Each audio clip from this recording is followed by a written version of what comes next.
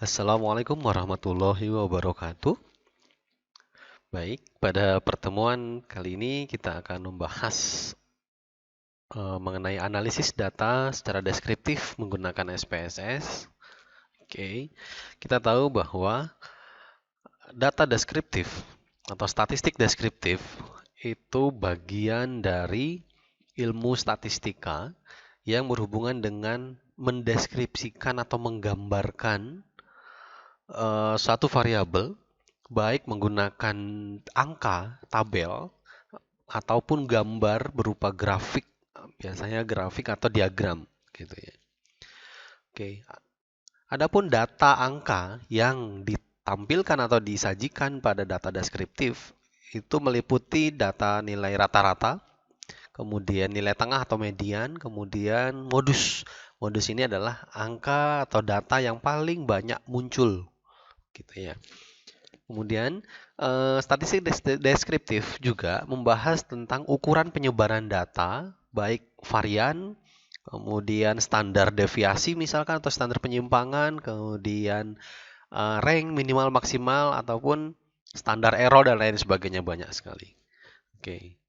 Kemudian data yang kita deskripsikan itu boleh jadi data yang kita dapat melalui hasil penelitian, baik penelitiannya mengumpulkan data begitu ya, baik melalui observasi, wawancara maupun angket yang kita sebar begitu. Oke, baik hari ini kita langsung saja akan membahas tentang bagaimana cara mendeskripsikan data secara deskriptif gitu ya, mendeskripsikan data secara deskriptif, univariat begitu atau disebut juga univariat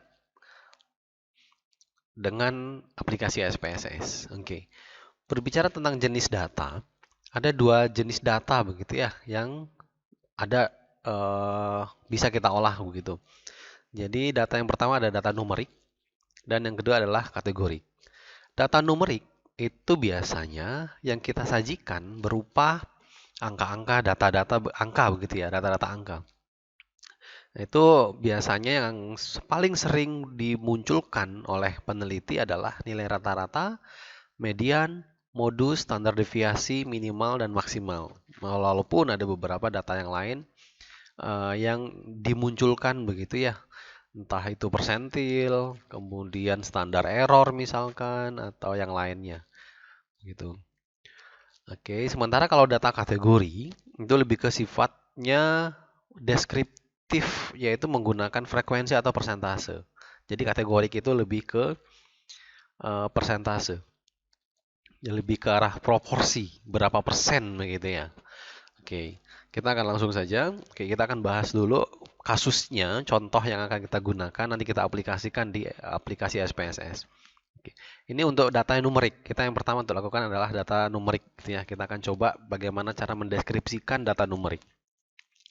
Ada dua begitu ya, paling tidak ada dua yang kita bahas di sini. Ada yang dia hanya murni satu variabel saja. Satu variabel saja. Contoh, kita akan mencari gambaran atau deskripsi dari variabel umur. Misalkan kita melakukan penelitian. Nanti teman-teman silakan gunakan data ASI. Nanti linknya akan saya share di video ini. Kita akan mencari tahu berapa sih gambaran umur dari responden yang kita teliti, gitu ya. Nah, hanya satu variabel saja. Jadi kita dari data umur ini kita dituntut untuk bagaimana cara menampilkan rata-rata, nilai tengah, kemudian modusnya, standar deviasi misalkan, minimal, maksimal, dan seterusnya. Oke. Kita diminta untuk menyajikan data itu semua. Oke. Caranya, klik analyze, kemudian deskriptif statistik, pilih frekuensi. Kemudian masukkan variabel yang mau kita analisis. Kemudian klik statistik dan aktifkan beberapa tendensi sentral yang mau kita tampilkan begitu ya. Ada rata-rata, nilai tengah dan modus begitu ya. Sementara di dispersinya kita centang standar deviasi minimal, maksimal juga kalau seandainya diminta untuk menampilkan variasi, kemudian ranknya gitu ya. Rank itu maksimal dikurang minimal, kemudian ada standar errornya dan seterusnya. Ini sinus kurtosis dan lain sebagainya ini tidak dibutuhkan gitu ya. Kita hanya ingin menampilkan bagaimana tendensi sentralnya dan dispersinya yang kita tampilkan.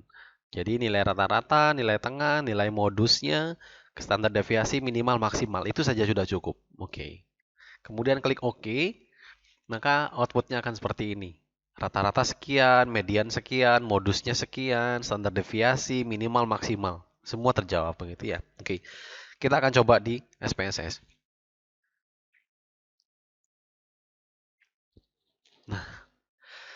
Jadi silakan teman-teman buka data ASI 2, nanti saya akan share di video. Kita tahu bahwa kita punya data umur gitu ya. Data umur, data pendidikan, pekerjaan dan seterusnya. Kita punya banyak data begitu ya. Oke. Namun yang mau kita deskripsikan adalah variabel umur. Oke, langsung saja klik Analyze, Descriptive Statistik, pilih frekuensi. Oke, akan muncul jendela kecil seperti ini, masukkan variabel umur. Oke, jika sudah, klik statistik. Nah, akan muncul jendela kecil berikutnya. Silakan teman-teman aktifkan yang mau disajikan. Oke, biasanya kalau saya ini min, median, modus, kemudian standar deviasi minimal maksimal itu sudah cukup. Oke, kalau sudah continue, oke. Maka akan muncul output seperti ini. Ini outputnya, rata-rata sekian, median sekian, modusnya sekian, minimal maksimal, standar deviasi semua sudah terjawab. Oke, begitu ya. Oke. Nah, ini untuk satu variabel saja, hanya umur saja. Nah, sekarang bagaimana kalau seandainya kita punya data numerik yang mau kita deskripsikan, tapi ada dua kelompok kategori yang berbeda. Nah, bagaimana caranya? Oke, kita akan kembali ke slide. Oke, kita akan kembali ke slide ini. Nah, ini saya kasih judul bahwa data numerik pada dua kelompok yang berbeda. Kasusnya begini. Perlu difahami dulu bahwa kita sebagai peneliti begitu ya ingin mengetahui berapa rata-rata umur ibu, baik pada ibu yang bekerja maupun pada ibu yang tidak bekerja. Jadi artinya teman-teman bisa melihat bahwa ada dua kelompok data, ibu yang bekerja maupun ibu yang tidak bekerja. Oke, di sini ada kerja. Variabel kerjaan ini adalah variabelnya isinya cuma dua, bekerja dan tidak bekerja. Sementara yang ingin kita cari adalah berapa sih rata-rata umur ibu yang bekerja? Berapa sih rata-rata umur ibu yang tidak bekerja? Oke. Paham dengan kasusnya, paham dengan ininya apa ya? Analoginya begitu sehingga nanti teman-teman pada saat menganalisis tahu betul atau paham bagaimana cara memanfaatkan fitur-fitur yang ada di SPSS ini untuk menjawab kasus yang ada di latihan kita ini. Oke, jadi kasusnya kita ingin mengetahui berapa rata-rata umur ibu baik pada ibu yang bekerja maupun kelompok ibu yang tidak bekerja. Oke, kita masih menggunakan data ASI. Jadi langkah-langkahnya adalah klik Analyze, kemudian pilih Compare Mean. Kenapa Compare Mean? Karena kita ingin membandingkan rata-rata pada dua kelompok yang berbeda. Kelompoknya apa? Kelompok ibu yang bekerja dan kelompok ibu yang tidak bekerja. Oke, jadi langkah-langkahnya adalah klik Analyze, pilih Compare Mean, kemudian pilih Mean. Maka akan muncul jendela kecil.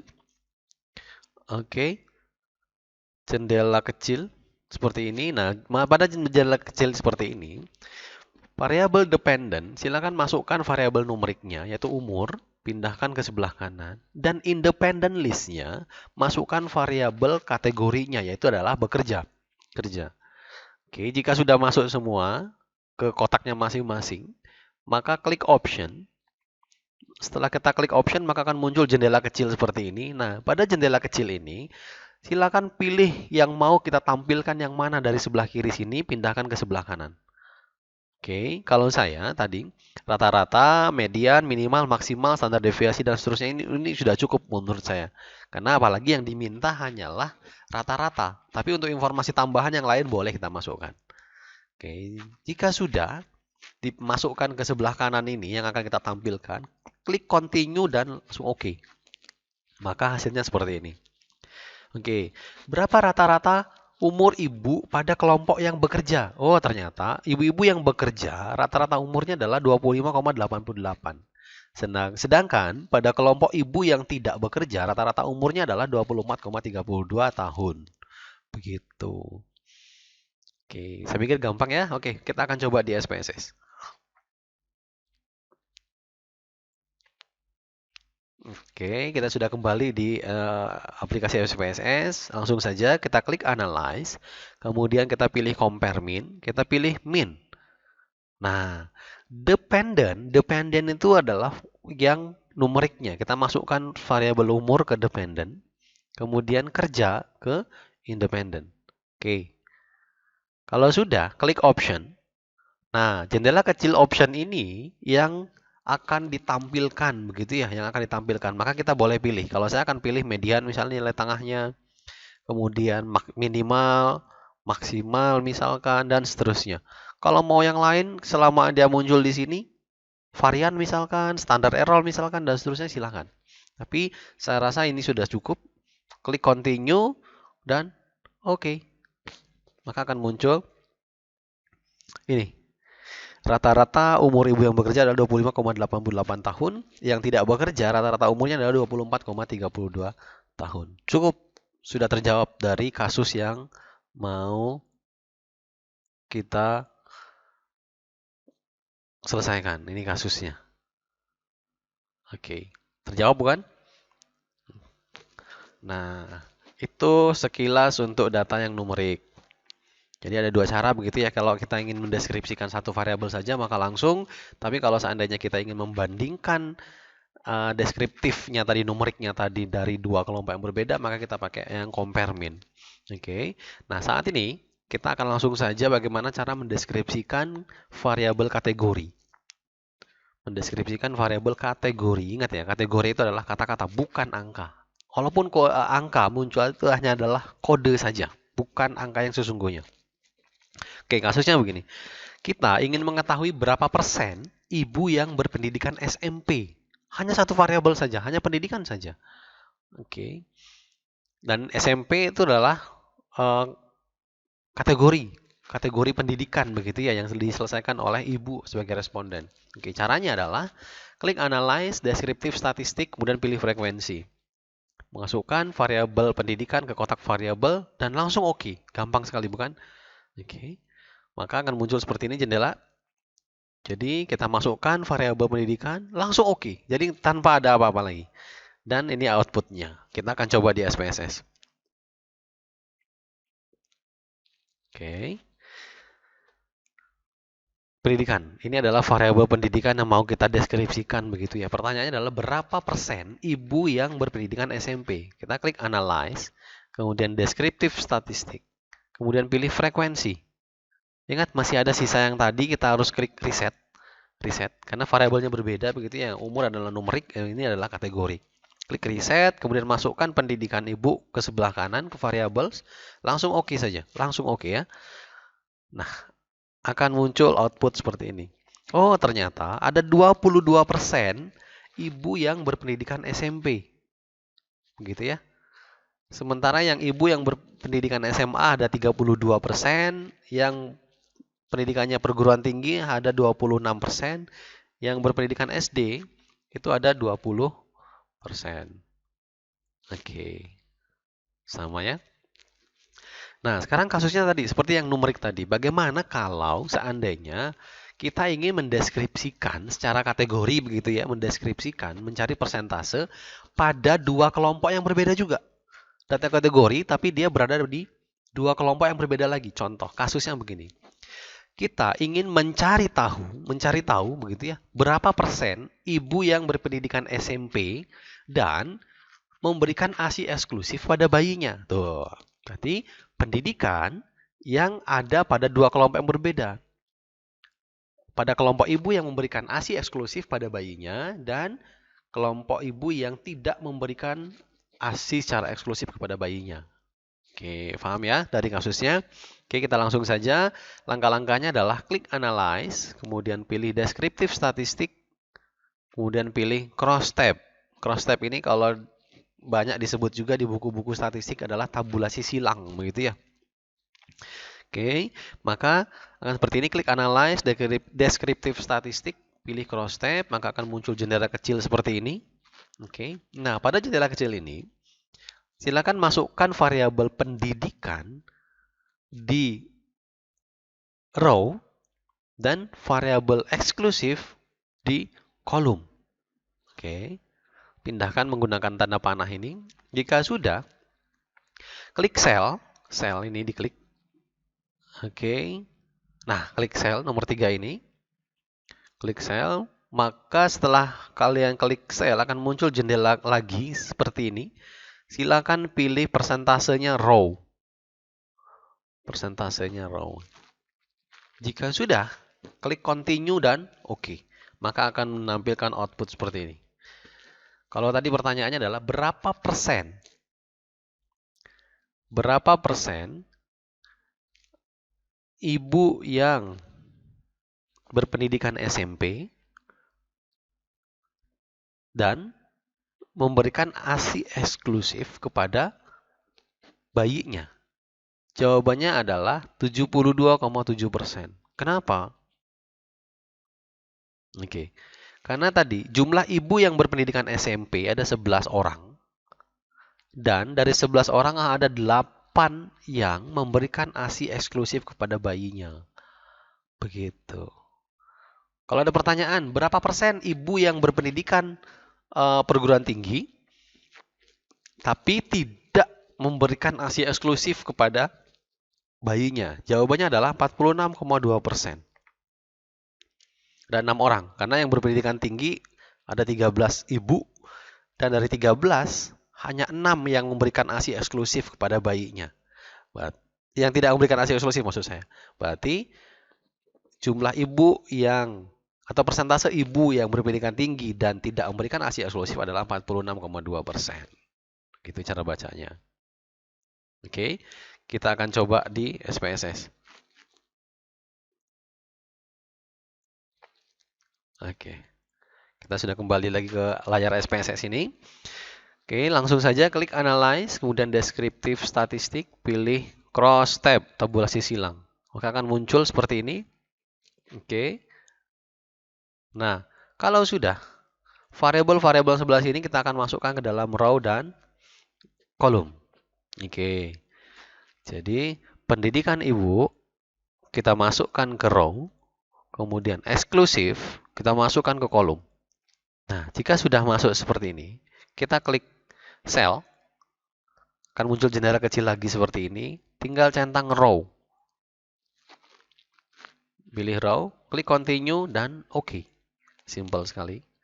Nah, akan terlihat tadi outputnya akan seperti ini. Yang berpendidikan SMP dan memberikan ASI eksklusif kepada bayinya. Itu kasus kita yang tadi kita jawab ya. Jawabannya adalah 72,7%. Terlihat, terjawab.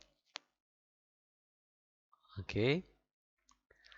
Ya, seperti itu. Bagaimana cara kita mendeskripsikan variabel numerik maupun kategori.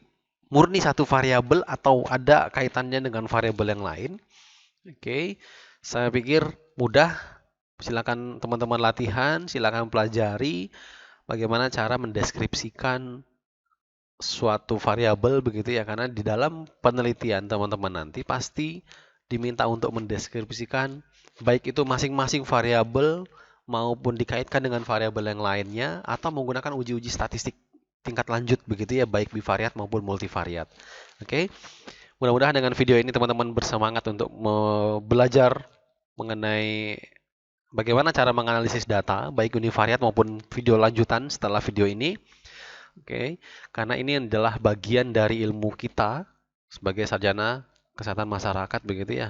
Nah, kita tahu bahwa saat ini sedang merebak wabah atau pandemi COVID-19, di mana data kejadian, data kematian, data orang yang menjadi tersangka ODP dan PDP dan maupun yang lainnya, itu adalah data-data statistik atau angka-angka statistik, dan itu butuh deskriptif gitu ya, butuh uji atau analisis data secara deskriptif untuk menyampaikan angka-angka tersebut.